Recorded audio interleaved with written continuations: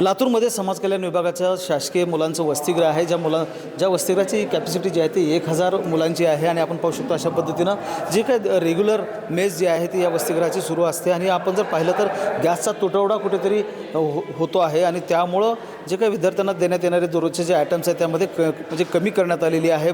डाळ भात आणि चपाती देण्यात येत आहे आणि एकूणच आता चूल मांडून त्यावर स्वयंपाकसुद्धा करायला सुरुवात करण्यात आली आणि आता आपण जर पाहिलं तर वसतिगृहाच्या किचनमध्ये आपण आहोत.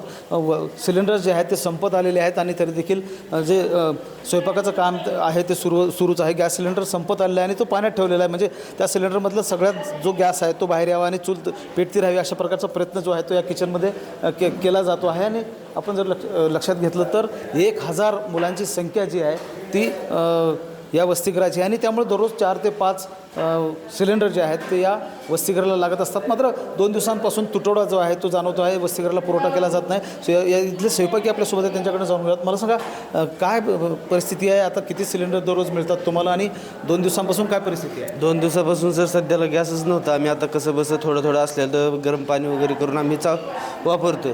पण आता आम्हाला रोजचे 4-5 सिलेंडर लागत आहेत. पण आता सध्याला पाहिजे आम्हाला. पण आता जेवण नसल्यामुळे जास्त जेवण आयटम जास्त असतात आमच्यात. डाळ, 2 भाज्या, पातळ भाजी वगैरे असते. पण आता सध्याला आम्ही डाळ, चपाती आणि भात एवढंच शिजवते कसं तरी. आणि बाहेर काय गॅस नसल्यामुळे आम्ही बाहेर चुलीवर सुरुवात केली स्वयंपाक बनवायला. चूल मांडलेली आहे आणि चुलीवर बाहेर चालू आहे स्वयंपाक. आणि जे रिकामे सिलेंडर आहेत ते आता पाण्यामध्ये ठेवून ते शिल्लक कमी असेल त्याला गरम पाणी करून आम्ही वापरतो कसं तरी. त्यातलं शिल्लक राहिलेलं आणि काढतोय. त्याच्यात चपाती चालू आहे सध्याला. बाकी भाजी वगैरे सगळे चुलीवरच करतोय. म्हणजे आपण जर पाहिलं तर अशा पद्धतीनं गरम पाण्यामध्ये सिलेंडर ठेवण्यात आलेला आहे. म्हणजे सिलेंडरच्या बुडाला जे काही शिल्लक गॅस आहे तो वर यावा आणि त्यावर भाकरी व्हाव्यात अशा प्रकारचा प्रयत्न आहे.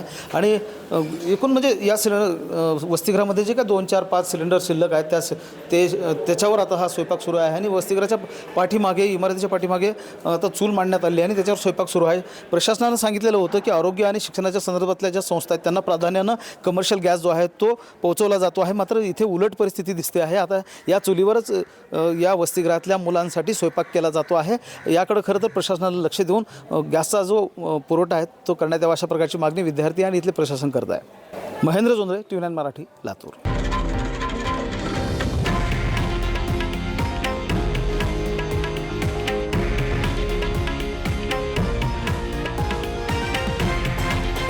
हे आहे देशातील नंबर 1 न्यूज नेटवर्क आणि आपण पाहत आहात TV9 मराठी, एकमेव.